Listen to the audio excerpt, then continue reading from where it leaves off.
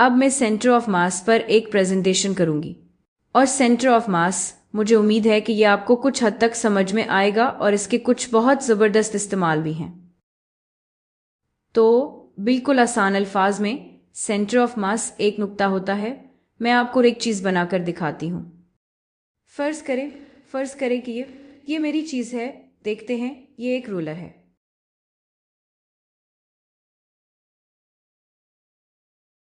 और ये रूलर मौजूद है। इसका कुछ मास भी है और मेरा आपसे सवाल है कि सेंटर ऑफ मास क्या है। और आप कहेंगे तो सेंटर ऑफ मास मालूम करने के लिए आपको मुझे बताना होगा कि सेंटर ऑफ मास है क्या।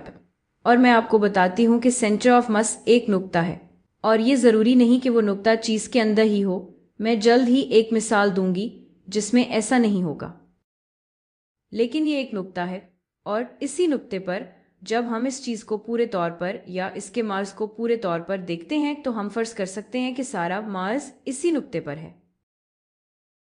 और मेरा मतलब इससे क्या है, तो फर्ज करें कि सेंटर ऑफ मार्स यहाँ है और मैं आपको बताऊंगी कि मैंने ये नुक्ता क्यों चुना, क्योंकि ये तकरीबन वही जगह है जहाँ सेंटर ऑफ मार्स होगा। अगर सेंटर ऑफ मास वहाँ है और फर्ज करें कि इस रूलर का पूरा मास हो सकता है 10 किलोग्राम है।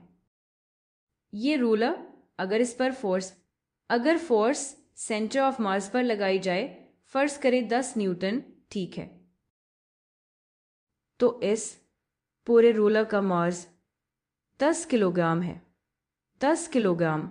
अगर सेंटर ऑफ मास पर फोर्स लगाई जाए तो ये रूलर एक्सेलरेट करेगा बिल्कुल उसी तरह जैसे एक पॉइंट मास करेगा। फर्ज करें कि हमारे पास सिर्फ एक छोटा सा नुक्ता है, लेकिन इस नुक्ते का मास भी 10 किलोग्राम है और हम इस नुक्ते को 10 न्यूटन से धक्का दें। दोनों सूरतों में, रूलर की सूरत में हम ऊपर की तरफ एक्सेलरेट करेंगे किस हिसाब से, फोर्स बटा मास। तो हम ऊपर की तरफ एक्सेलरेट करेंगे 1 मीटर फी सेकेंड मरबा से। और इसी तरह पॉइंट मास की सूरत में भी हम इसी नुक्ते को एक्सेलरेट करेंगे।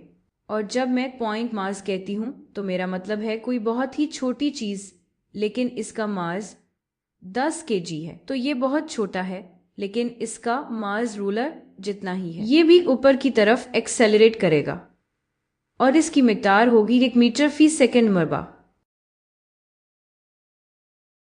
तो ये हमारे लिए क्यों फ़ायदेमंद है? कभी कभी हमारे पास कुछ बहुत ही अजीब चीज़ें होती हैं और हमें ये जानना होता है कि वो असल में करती क्या है।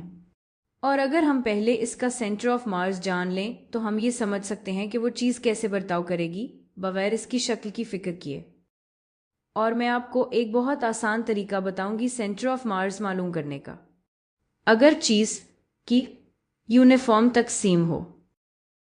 जब मैं ये कहती हूँ, मेरा मतलब है, फ़र्ज़ करें आसानी के लिए, अगर वो एक ही चीज़ से बना है और इस चीज़ की डेंसिटी पूरी चीज़ में तकरीबन एक जैसी है तो सेंटर ऑफ मास होगा चीज़ का जियोमेट्रिक सेंटर।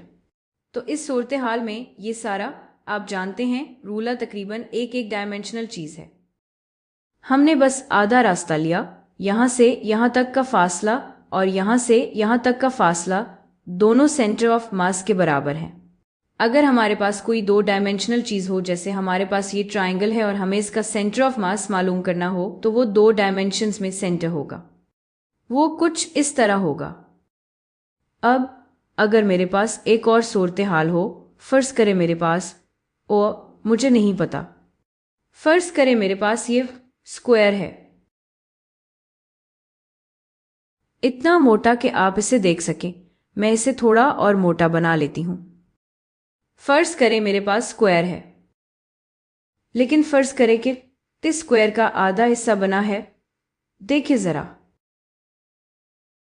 इस स्क्वायर का आधा हिस्सा, फ़र्ज़ करें यह आधा हिस्सा लेड से बना है। फ़र्ज़ करें ये आधा हिस्सा लेड से बना है और फ़र्ज़ करें स्क्वायर का दूसरा आधा हिस्सा, मुझे नहीं पता, वो बना है किसी ऐसी चीज़ से जो लेड से हल्की हो। ये स्टायरोफोम से बना है जो लेड से हल्का है।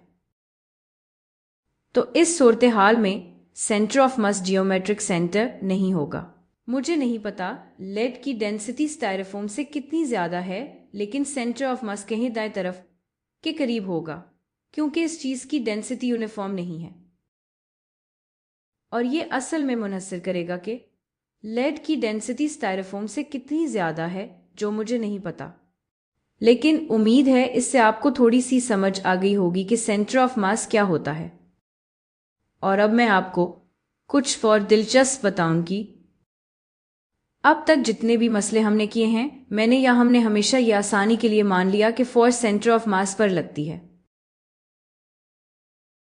तो अगर मेरे पास कोई चीज हो, फर्ज करें वो चीज घोड़े जैसी लगती है।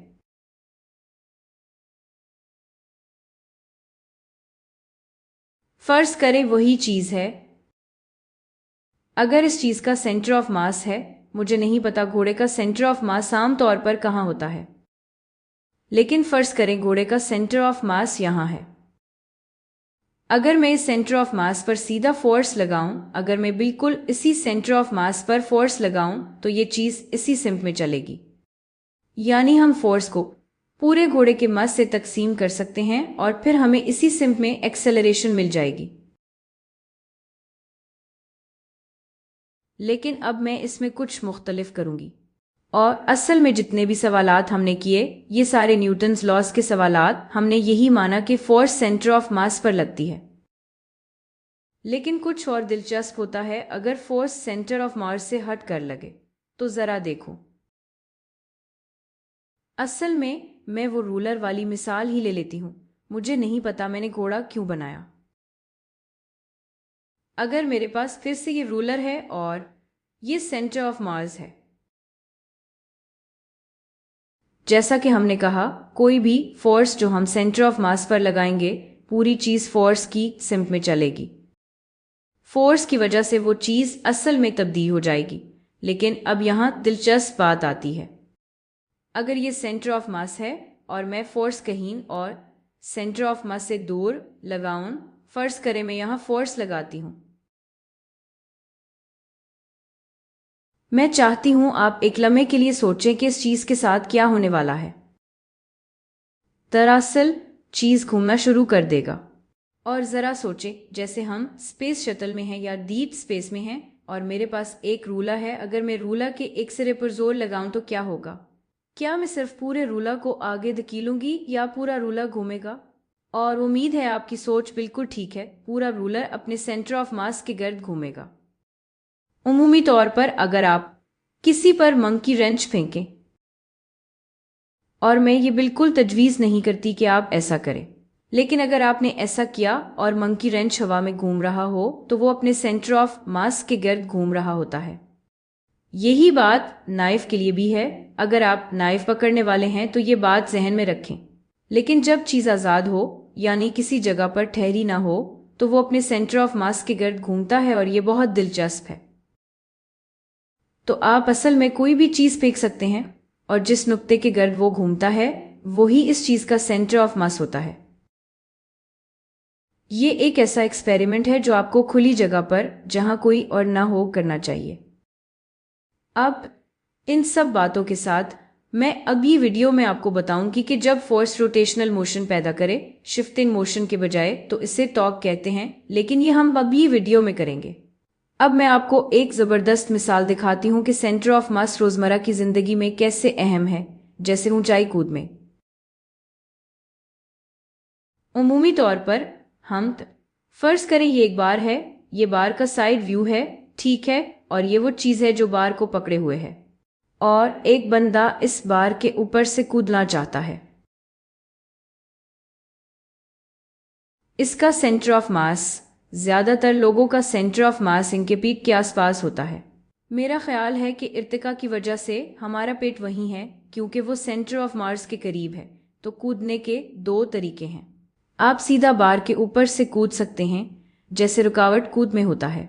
इस सूरत में आपका सेंटर ऑफ मास लाजमी तौर पर, आप जानते हैं, बार के ऊपर से गुजरेगा। और हम ये मास मालूम कर सकते हैं और ये भी जान सकते हैं कि कितनी एनर्जी और कितनी फोर्स चाहिए इतनी ऊंचाई तक एक मास को पहुंचाने के लिए, क्योंकि हमें प्रोजेक्टाइल मोशन और न्यूटन्स लॉज सब आते हैं।